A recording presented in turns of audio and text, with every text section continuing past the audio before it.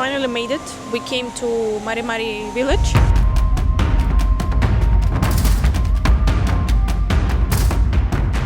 But before we dive into the video, let me explain to you what the Mari Mari culture village is. So Malaysia is an amazing country in the Southeast Asia, consisting of peninsula and two states of Borneo Island, Sabah and Sarawak. It is home to three main ethnic groups, Malays, Chinese and Indians. However, they are not the only ones. Around 10 to 12% of population consists of native people, such as Iban, Kadasan and others who primarily live on Borneo Island in the states of Sabah and Sarawak. The natives of Borneo are some of the most fascinating and unique people you will ever meet. However, due to industrialization and modernization, many local tribes now live as regular people and their traditional customs are not as visible in daily life. This is why Mari Mari Cultural Village is such a special place. It offers a rare opportunity to explore the authentic culture of these native tribes, learn about real headhunters and even try traditional food. The village is located in Sabah and in this video we'll explore it together. Make sure to subscribe to the channel as we have been traveling across Malaysia for the past 7 years, visiting some of the most remote and breathtaking places. Don't forget to like the video and follow me on Instagram for live updates, photos and stories from our adventures. Are you ready? Let's begin! Well, we start our journey by renting a car for a trip. So I'm gonna use the car rental service in Malaysia, Bajau, for the first time, where the rental is done online through the application. So yesterday I booked a car and now we're going to the airport to pick it up. Where exactly do we have to come? Question mark. So after paying for the car and the deposit, the service will connect you with a specialist who will bring you the car.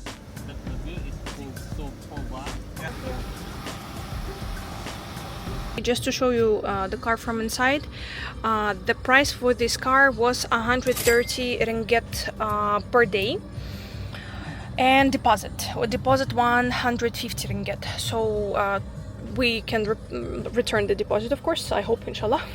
Yes, and this is the car for 1 day. So let me briefly explain to you what a culture village is. So essentially it's an interactive park where two major performances or tours take place each day. Each tour is a journey through the cultural village, visiting their homes of local tribes, trying their food and immersing yourself in their cultural traditions. Tickets can be purchased online or on site, it doesn't really matter, but keep in mind that you must arrive there either by 10 a.m. or 2 p.m. as these are the times when the performances begin. So if you arrive later than this time, there will be difficult to catch up with the group. So the road to the cultural village takes around 40 minutes by car. Honestly, the most convenient option would be to rent a car and to go there by yourself. There's also an option to call a taxi, Grab. However, the chance of leaving the cultural village will be very low, since drivers rarely go so far to pick you up, so you can get stuck there for a very long time. So as soon as you arrive at the village, before the tour begins, you can visit the local cafe and enjoy some tea and coffee. And also before the tour starts, the staff of the cultural village will briefly explain to you what you can expect during the trip. Thank you so much. Like this? Yeah, okay. Thank you. So you will follow our guide to visit 5 traditional houses, which as you will see the demonstration, activities and also food tasting.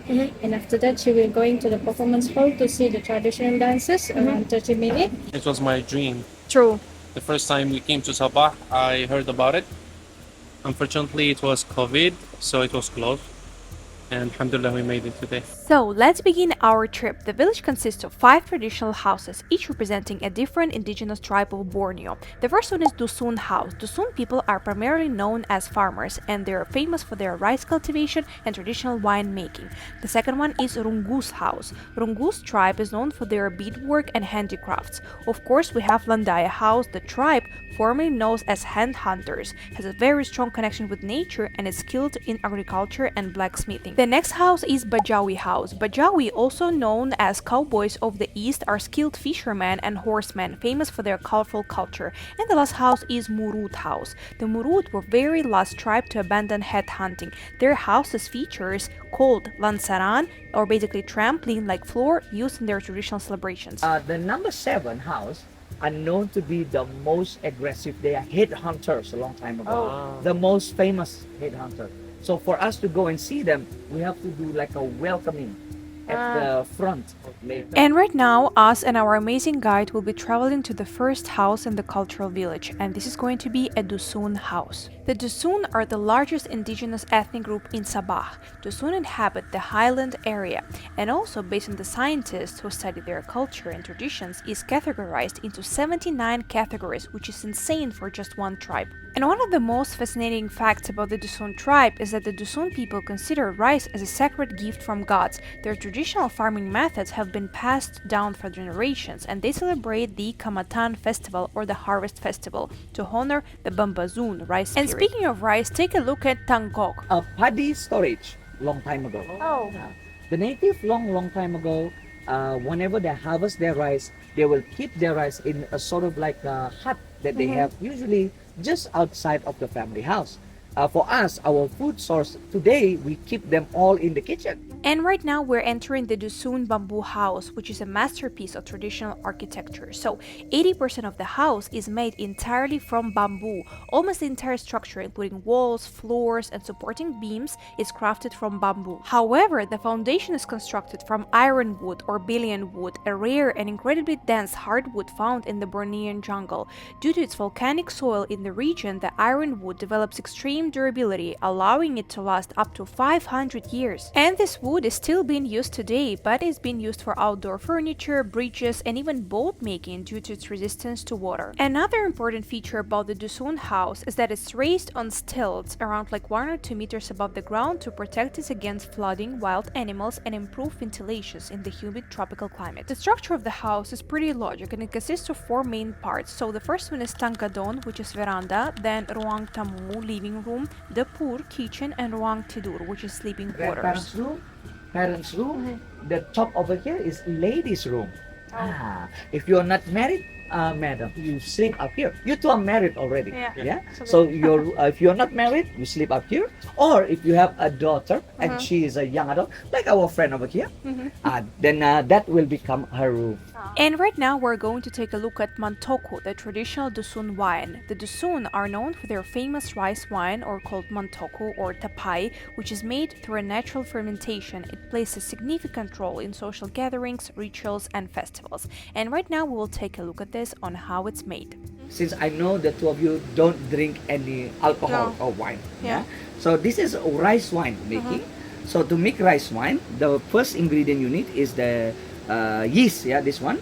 The yeast is from rice mixed together with sugar, and then this is optional. This is tobacco actually, mixed together until it becomes like a clay, and then they are rolled into this shape and dried. So over time, it will produce bacteria that will infect the rice, and then it will become, basically the end result is alcohol. Usually this will take time, fermentation, for approximately 1 month all the way to 6 months. And right now you can see the jars where the wine is actively fermenting, following an age-old traditions. By the way, this process is very similar to the one that was found in Cambodia, China, and Thailand, where rice wine has also been an essential part of cultural rituals. The fermentation process is quite lengthy. It takes up to 1 year to fully develop, and the alcohol contained in the jar can be quite strong, reaching up to 20%. The traditional wine is one of the most beloved beverages among locals, especially during the weddings and the harvest festival. However, Muslim communities such as Bajau and Malay ethnic groups do not produce alcoholic beverages, of course. Instead, they allow the rice to ferment for only 2 days, just long enough to make it sweet without producing alcohol. This non-alcoholic version, called tapai, is enjoyed as a treat rather than a drink. And speaking of food, right now we're going to go to the Dusun kitchen, which is traditionally located at the back of bamboo house with a raised stove made of clay or stone. Cooking is often done over an open flame, and the kitchen serves as a central space for preparing meals using fresh local ingredients like rice, vegetables, and meat. So before trade reached Borneo, many native people used bamboo as the primary cooking tool.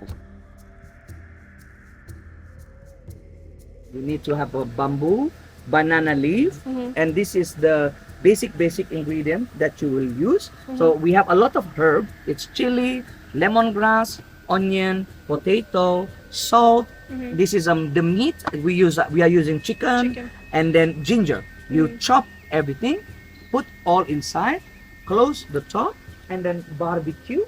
About 10 minutes rolling it around, or 15 minutes, or maybe more. Smart. Until it becomes properly cooked. Wow. So after the dish is cooked, we actually had a chance to try it by ourselves. Please try them. This is okay for you. This is nice for Thank you. That's the name. Dinapak. Yes, linapak, which means cut into half. Interesting. Good, Let's try. It might be very different from what you used to have. No, it's not different. It's not different. Does it remind you of something that you used to have? Mashed potato? Cuisine in Cambodia. New Zealand, Cambodia, very similar. Reminds Cambodia, no? Yeah.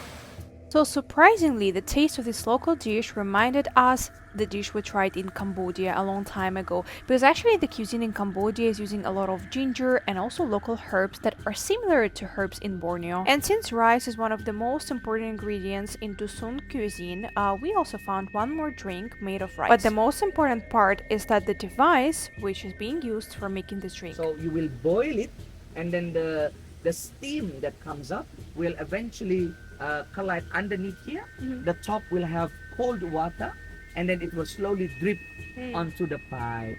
So that's the result. Basically, you're purifying the ingredient. And our next destination will be the Rungus tribe, where we'll have the opportunity to taste a special treat, honey, produced by the tribe itself. Just outside the Longhouse, there is a bee farm where this unique honey is harvested. The honey comes from Trigona bees, a species of stingless bees that doesn't pose to threat visitors.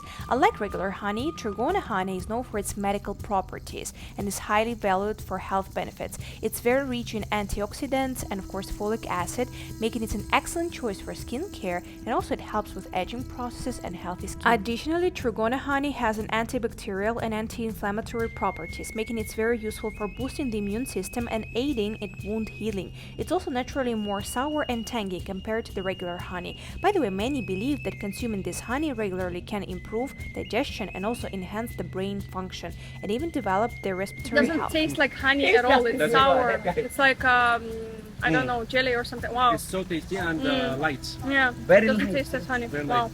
And right now we're entering Rungus house. They are known for their long houses, beadwork and traditional farming practices, but also one of the facts why Rungus is so famous is because how they make fire with bamboo. So traditionally men were rapidly rubbing a split piece of dry bamboo against another bamboo surface or using a fire saw method, where friction generates heat to ignite dry tinder like coconut husks or fine wood shavings. And as a result, strong, beautiful fire was appearing just in a few seconds, so the whole family could enjoy warm fire. And right now, let's take a look at Rungus Longhouse in more details, because Rungus Longhouse is more than just a house. It's a living, growing village under one roof. When a couple marries, a new room is added to the left or right, allowing the structure to expand as the family grows.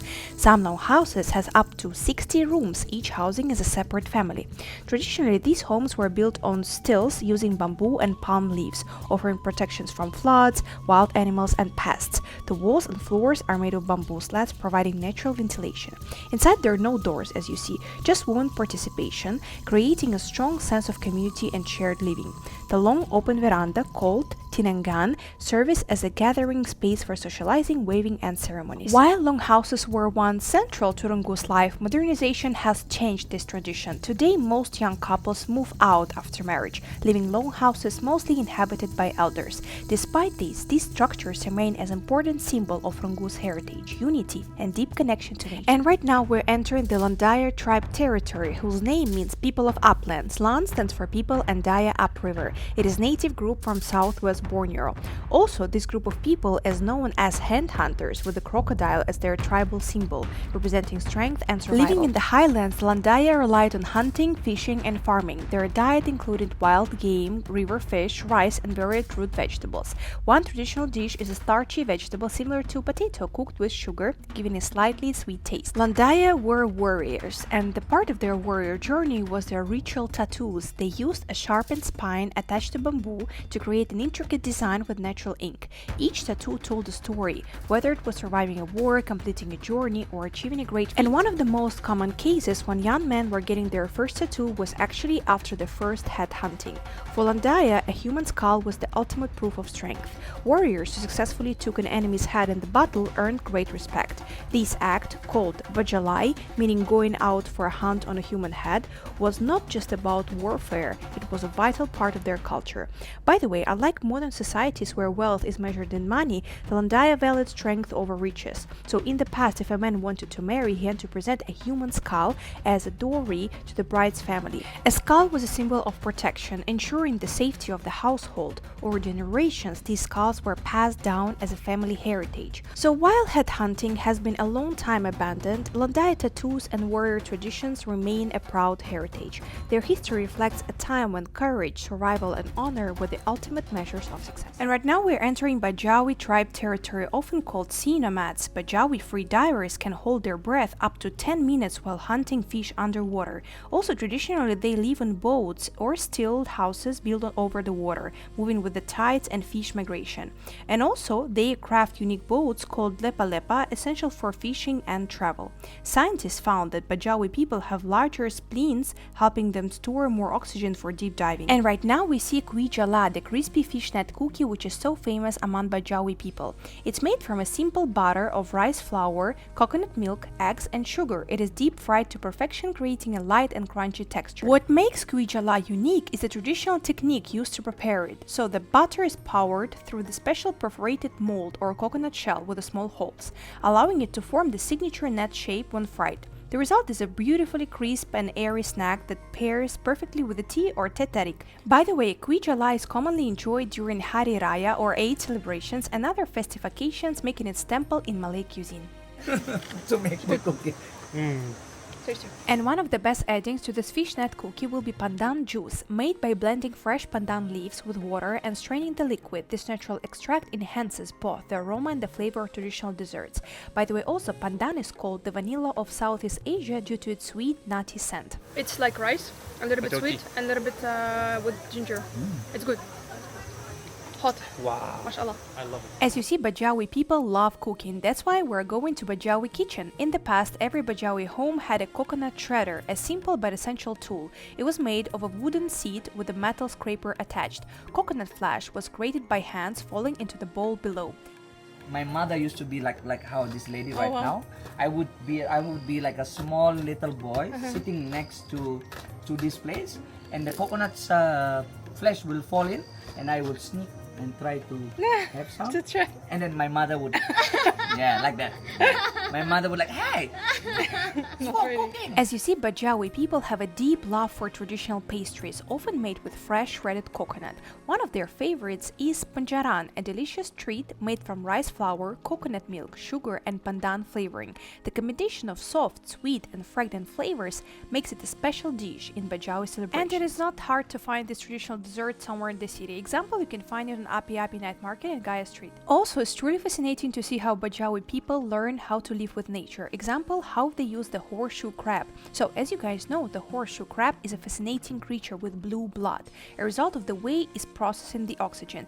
This incredible blood has a 60% of success rate in fighting cancer, and it plays a major role in medical research, saving lives worldwide. So the Bajawi have long known the crab's healing properties. They use its shell in traditional medicine, believing it has the power to cure illness and protect against infections. The next part of the house we're going to see is a wedding hall, because Bajawi weddings take place in the family home where a special wedding hall is prepared to host guests. The house is beautifully decorated with colorful fabrics, and family members come together to cook and celebrate. Traditional music, dancing, and feasting play a big role in the wedding. Bajawi weddings are not just about the couple, they're a grand gathering where families and neighbors come together to celebrate in the true nomad style. And before visiting the last tribe, Murut, who actually were the last to abandon headhunting, we were giving the exact instructions. Chief will ask you very simple question, yeah? Because this tribe, they are known to be territorial long time ago. Oh. They are known to be aggressive, their style.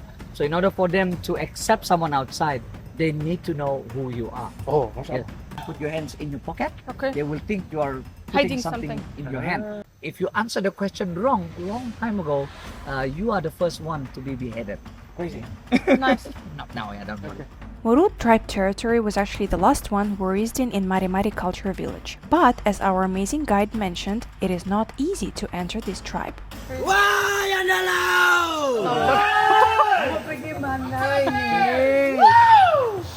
Allah Akbar. Brad, kau pula Brad. Brad, Brad. tinggi dia kan, Brad? Wih, tinggi oh. Very high. Apa kau makan bikin tinggi? What did you eat to make you this tall? Oh, rice. Nasi, right? Oh, sama-sama lah. Kami tidak juga tinggi Yeah. dengan nasi. Same, they say. We also have the Yeah. same thing, but I'm not like you. You'll be. Di sini tangan. Ya. Okay, put your hands on his shoulder. Selamat datang di kampung kami. Welcome to my village. Selamat datang. Siapa nama? What is your name? Muhammad. Nama yang saya idolakan. The name that I idolize. Oh, nama saya Aki, anak untuk kampung sini. My name is Aki. I am the son of the chief. Aki. My second name is Kid. Oh, Itu yang nama dia. What is that meaning? Subhanallah, meaning crown. Oh, Oh, topi king. maksudnya. oh bagus. Saya harap kau masuk sini gembira dan dapat belajar budaya kami. I hope you come in, you can be happy and learn about my culture. Terima masuk. you so Kan much. saya makan. I accept you. Come in. Okay. Thank you. Very nice. Okay, this is a high priest. He bless everyone who comes in. Come, come. We entered the Murut tribe territory, congratulations! And right now we're going to their Longhouse to see the trampoline that they were making, and before that I would like to share with you a couple of interesting and usual facts about this tribe. First fact, floating coffins. Unlike other tribes that buried their dead, some Murut groups practice floating burials. They place the deceased inside the hollowed out log or boat and set it adrift on the river. This was believed to guide the spirit safely to the afterlife. By the way, when the red flag was up in the village, that means someone died. Second important fact, blood oath brotherhood. Warriors of different Murut villages sometimes formed a blood pact to unite as brothers. These would make small cuts on their hands, mix their blood and swear loyalty to each other. And fact number 3, hidden poison formulas. The Murut were masters of poison crafting. Besides their well-known blowpipe darts, they also had a secret poison recipes passed down only to the most trusted warriors. Some poisons could kill you instantly, while others caused paralysis, hallucinations, or deep sleep. Yeah. And right now we're entering the Murut Longhouse to see their famous trampoline, their unique way of celebrating and testing strength. But what is the purpose of building the trampoline inside the house? So the trampoline ritual was more than just entertainment. It was a way to showcase agility, strength, and bravery. Warriors who could jump the highest were seen as stronger as the most capable in the battle. Also, the bouncing floor was also used for dancing and celebrations, making it an essential part of Murut social life. By the way, an interesting fact about visiting Mari Mari Culture Village is that you can try the trampoline by yourself, which is honestly a great experience. Where's my phone? And finally, after visiting 5 traditional houses, all the visitors of the culture village are invited to the final performance in the main hall. Before the show, you can also get a free henna tattoo, where a skilled village artist will draw traditional patterns for you. Then, you're invited to sit back and enjoy the performances of the village residents.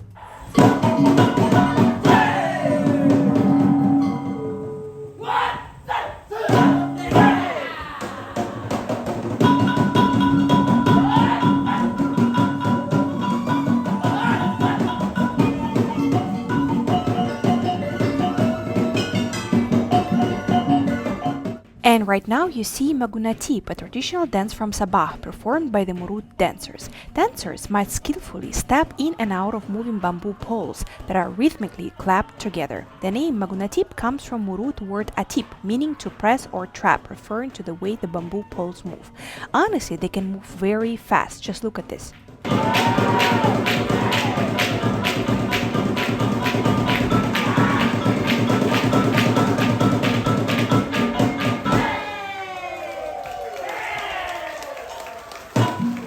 And as any type of activity in Mari Mari Culture Village, you're also able to try these dance by yourself. So here we are just in front of you trying to dance with these poles from bamboo. But honestly speaking, it wasn't extremely difficult. You were just supposed to follow simple instructions.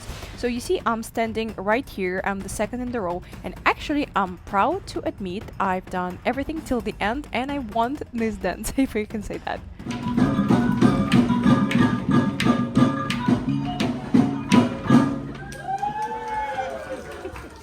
After the performance, you're also invited to lunch, served in a buffet style, where you can try traditional dishes from Sabah and Malaysia in general. The cost of the meal is already included in your ticket, but drinks are purchased separately.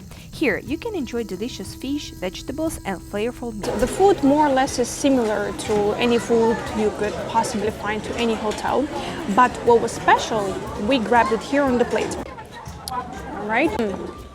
Okay. It's really good fish. I think it's from the river. Reminds me sardina, but more thick. Like bluefish, exactly. Okay.